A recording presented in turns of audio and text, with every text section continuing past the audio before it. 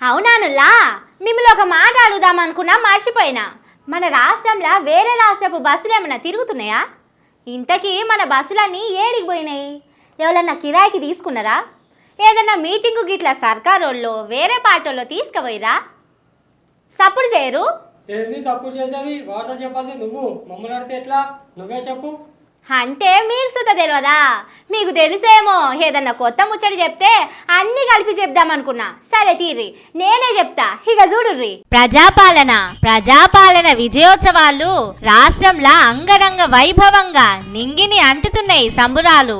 ఇంత సంబురాల జోష్ల సుతం ప్రజలకు అక్కరొచ్చే పనులను చేసుడు మర్చిపోలేదుల్లా మన సీఎం రేవంత్ సారు. అందుకే ఈ అద్భుతమైన మైలురాయసంటి ప్రజాపాలన ఏడాది సందర్భంగా రవాణా శాఖ లోగోకు కొత్త రూపం ఇచ్చిర్రు. 3 అక్షరాల ఆర్టీసీకి 3 రంగులు అద్ది కొత్త లోగోను విడుదల చేసిర్రు.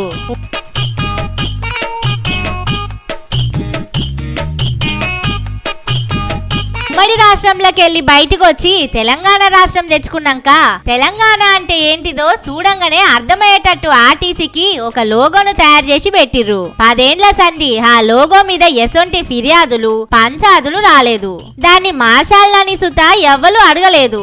కానీ అది చూస్తుంటే రేవంత్ సార్కు ఏమనిపిస్తున్నదో ఏమో గాని ఏదో అర్జెంటు పని పడ్డట్టు చార్మినారును కాకతీయ తోరణాన్ని తీసేసి ఆర్టీసీ లోగోను మార్చేసిండు. ఈ లోగోను మార్చుడుతోటి ఆర్టీసీ కార్మికుల జీవితాలల్లా పునరుత్తేజం వస్తదట. ఏడాది సంధి మహిళలకు ఫ్రీ బస్సు పెట్టుట్లా ఆర్టీసీ మస్తు లాభాలల్లా పొంగి పొర్లుతున్నదట.